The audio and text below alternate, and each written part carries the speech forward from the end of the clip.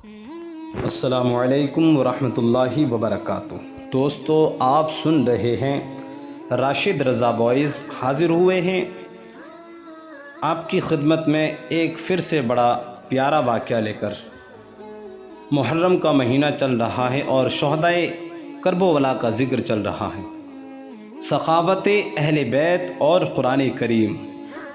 اہل بیت اطہار کا تعلق، ان کی پرورش اور تربیت کا پورا معاملہ حضور سید الانبیاء نبی پاک صلی اللہ علیہ وسلم کی مقدس و مطہر ذات کریمہ سے رہا، اور اسی تعلق اور تعلیم و تربیت کا یہ اثر ہے کہ اہل نبوت میں حضور سرکار دو جہاں صلی اللہ علیہ وسلم کے اخلاق حسنہ، عادات کریمہ، ایثار و قربانی اور غریبوں، یتیموں اور مسکینوں کے ساتھ آپ صلی اللہ علیہ وسلم کی قلبی محبت کا اثر ان حضرات اہل بیت نبوت پر بھی پڑنا یقینی امر ہے۔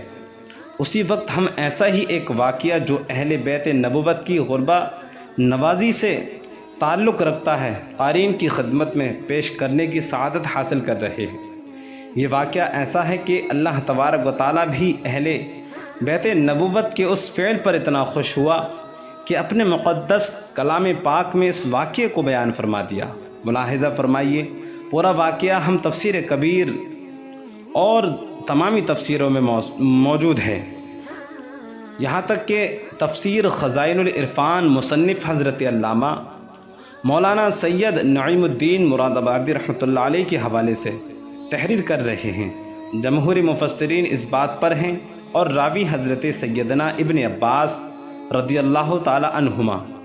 ایک بار حضرت حسنین بیمار ہوئے تو سرکار دو عالم صلی اللہ علیہ وسلم صحابہ اکرام کی ایک جماعت کے ساتھ حضرات حسنین کریمین رضی اللہ عنہما کی عیادت کے لیے تشریف لے گئے، تو کسی صحابی نے یا خود حضور صلی اللہ علیہ وسلم نے حضرت علی کو مشورہ دیا کہ تمہارے فرزند بیمار ہیں تو اللہ کے لیے کچھ نظر مان لو۔ چنانچہ حضرت علی اور حضرت فاطمہ اور آپ کی لونڈی حضرت فضا نے 3 روزوں کی نظر مانی۔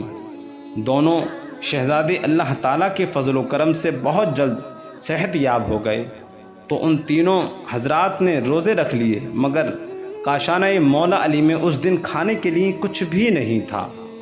حضرت علی شمون خیبری یہودی کے پاس گئے اور 3 صاع جو بطور قرض لے آئے۔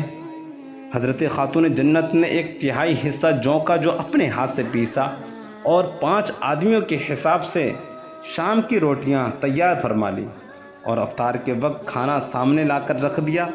ابھی روزہ افطار کرنے کی تیاری تھی کہ اچانک ایک شخص کا کاشانہ علی پر آواز دیتا ہے، اے اہل بیت رسول اللہ، میں ایک مسکین مسلمان ہوں، بھوکا ہوں، تمہارے دروازے پر آیا ہوں، اللہ کے نام پر کچھ کھانا دے دو، اللہ تعالیٰ تمہیں جنت کے خوانوں پر کھانا کھلائے گا۔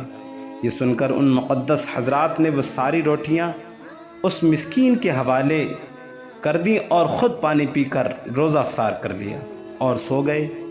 دوسرے روز پھر روزہ رکھا اور 1/3 جوں کی روٹیاں بنائیں، اور جب افطار کرنے کے لیے بیٹھے تو پھر دروازے پر دستک ہوئی اور کوئی آواز دینے والا آواز دے رہا ہے کہ اے اللہ کے رسول کے گھر والوں، میں یتیم ہوں، بھوکا ہوں، مجھے اللہ کے لیے کچھ کھانا دے دو۔ ان حضرات نے پھر تمام روٹیاں اس یتیم کو دے دی اور خود پانی پی کر روزہ افطار کر لیا۔ تیسرے روز پھر روزہ رکھا اور بقیہ جو کو پیس کر روٹیاں بنائیں کہ اچانک پھر ایک سائل نے آواز دی، اے اہل بیت اطہار، میں اسیر قیدی ہوں، بھوکا ہوں، اللہ کے لیے کچھ کھانا دے دو۔ تیسرے روز بھی ان حضرات نے تمام کی تمام روٹیاں اس قیدی کو دے دیں اور خود پانی سے روزہ افطار کر لیا۔ اللہ اکبر۔ خداوند قدوس کا شکریہ ادا کیا کہ اب ہماری نظر پوری ہو گئی۔ چوتھے روز صبح اٹھے تو بھوک کی شدت اور کمزوری سے چلنے پھرنے کی طاقت نہ تھی۔ حضرت مولا علی نے حضرت حسنین کا ہاتھ پکڑا اور حضور اکرم صلی اللہ علیہ وسلم کی خدمت عالیہ میں لے گئے۔ دونوں صاحبزادے بھوک کی شدت کی وجہ سے کانپ رہے تھے۔ حضور علیہ السلام نے ان کو دیکھا تو رنج پیدا ہوا۔ پھر آپ حضرت علی کے काशाने पर तशरीफ़ ले गए। उस वक्त हज़रत सैयदा फ़ातिमातुज़ ज़हरा नमाज़ पढ़ रही थी।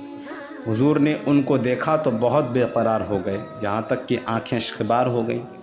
उसी वक्त हज़रत जिब्राईल अमी अलैहिस्सलाम हाज़िर हुए और अर्ज़ किया, या रसूल अल्लाह, आपके अहले बैत को मुबारक हो कि अल्लाह ने उनकी शान में अपने मुक़द्दस कलाम में फ़रमाया है 29वें पारे में, जिस आयत का मफ़हूम है यानी अपनी मन्नतें पूरी करते हैं और उस दिन से डरते हैं जिसकी बुराई फैली हुई है, और खाना खिलाते हैं उसकी मोहब्बत पर मिस्कीन और यतीम और असीर को।